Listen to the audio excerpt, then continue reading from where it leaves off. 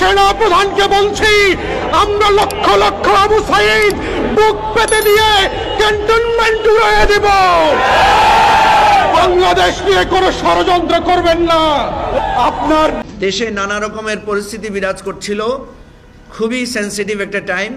সেই সময়ে ব্যারিস্টার ফুয়াদের একটা বক্তব্য ছিল, কারণ আমাদের কাছে খবর ছিল যে নানা রকম ষড়যন্ত্র হচ্ছে, ছাত্র জনতার অভ্যুত্থানকে পকেটজাত করার জন্য নানা রকমের কাজ হচ্ছে। সেই পরিস্থিতিতে ব্যারিস্টার ফুয়াদ একটা বক্তব্য রেখেছেন। আসসালামু আলাইকুম বন্ধুরা, আশা করি সবাই ভালো আছেন। আল্লাহর অশেষ রহমত, আমিও ভালো আছি। শুরুতে যে ভিডিওটি দেখলেন, আজকের ভিডিওটি খুবই গুরুত্বপূর্ণ। আশা করি শুরু থেকে শেষ পর্যন্ত আমাদের সাথেই থাকবেন। এবিপিটির সাধারণ সম্পাদক ব্যারিস্টার আসাদুজ্জামান ফুয়াদ ইতিমধ্যে একটি ভিডিও ভাইরাল হয়েছে, যেখানে দেখা গিয়েছে যে এবিপিটির সাধারণ সম্পাদক ব্যারিস্টার ফুয়াদ তিনি সেনাবাহিনীর প্রধানকে নিয়ে কিছু কথা বলেছেন। এর পরবর্তীতে হঠাৎ এই ভিডিওটি ভাইরাল হওয়ার পরই অনেকে দাবি করেছেন বা অনলাইনে ঝড় উঠেছে যে ফুয়াদ হাসান গ্রেপ্তার হয়েছেন। তো আসলে কি ঘটনা বা কোন কথার কারণে ফুয়াদ হাসান গ্রেপ্তার হয়েছে বা কি কথাটি ভাইরাল হয়েছে, চলুন আমরা সেই ঘটনাটি বা সেই কথাটি শুনে আসি। বংশসহ উৎখাত করে দেশ ছাড়া করব। কুত্তা দিয়ে যদি দেশ শাসন করার দুরভিসন্ধি করা হয়, সেনা প্রধানকে বলছি, আমরা লক্ষ লক্ষ আবু সাঈদ বুক পেতে দিয়ে ক্যান্টনমেন্ট উড়িয়ে দেব। বাংলাদেশ নিয়ে কোনো ষড়যন্ত্র করবেন না। আপনার বেঁচে পালাবার কোনো জায়গা নাই। আপনার অপশন হচ্ছে দুইটা, বাংলাদেশের কারাগারে থাকবেন নাকি বেলজিয়ামের কারাগারে থাকবেন। আপনাকে সিদ্ধান্ত নিতে হবে, আপনার কবর কি বঙ্গোপসাগরে হবে না আটলান্টিকে হবে। বাংলাদেশের ফেরাউনের পরের নীল নদে যেভাবে কবর খুঁজে বের করা হয়েছিল, আপনার জন্য বাংলার নীল নদ প্রস্তুত করা আছে। যেই প্রজাতন্ত্রের কর্মচারীরা আমাদের টাকায় অস্ত্র কিনে, বুলেট কিনে আমাদের হাজার হাজার মানুষকে গুম খুন করেছে, সেই সেনা প্রধানের হুকুমে বাংলাদেশ চলতে পারে না, পারবে না। আমরা সেনাবাহিনীকে বলছি, ব্যারাকে ফিরে যান, কারফিউ উঠ্য করেন। This is not your business. Bangladesh এদেশের সাধারণ মানুষরা রক্ত দিয়ে স্বাধীন করেছে, রক্ত দিয়ে প্রতিহত করবে এবং লালন পালন করবে। তো বন্ধুরা, আমরা সেই কথাটি শুনলাম ফুয়াদ হাসানের ভিডিওটি। এরপরে তিনি যে আসলে গ্রেপ্তার হননি, এই বিষয়টি সম্পূর্ণ ভুয়া।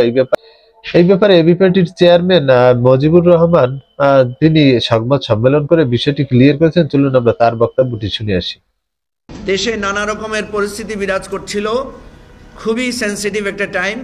সেই সময়ে ব্যারিস্টার ফুয়াদের একটা বক্তব্য ছিল, কারণ আমাদের কাছে খবর ছিল যে নানা রকম ষড়যন্ত্র হচ্ছে, ছাত্র জনতার অভ্যুত্থানকে পকেটজাত করার জন্য নানা রকমের কাজ হচ্ছে।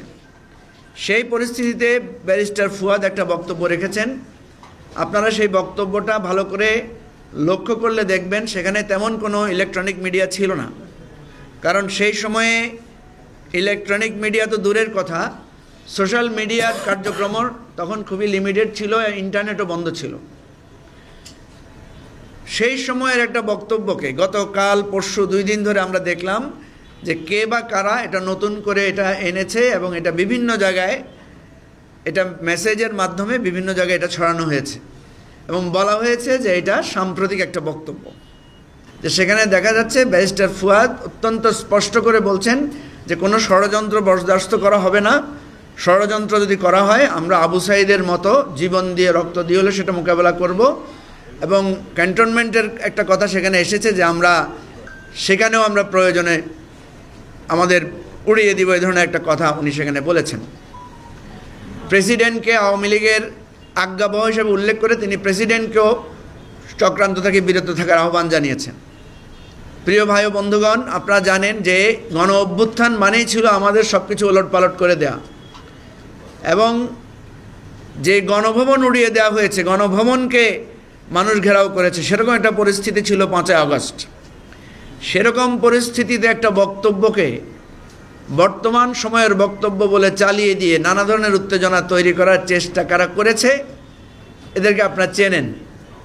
আমরা এদের সমস্ত বিষয়গুলো অবজার্ভ করেছি, লক্ষ্য করেছি এবং সংশ্লিষ্ট কর্তৃপক্ষকে জানিয়েছি যে এটাকে পুঁজি করে নানা রকমের গুজব, নানা রকমের উত্তেজনা ছড়ানোর চেষ্টা করা হয়েছে। তো বন্ধুরা, আমরা উভয় পক্ষের বক্তব্য শুনলাম। আজকের ভিডিও এই পর্যন্ত। এই ভিডিও সম্বন্ধে আপনাদের কোনো মতামত থাকলে অবশ্যই আপনি আপনার মূল্যবান মতামত কমেন্ট বক্সে কমেন্ট করে জানাবেন। দেখা হবে আগামী ভিডিওতে। সেই পর্যন্ত ভালো থাকবেন। আল্লাহ হাফেজ।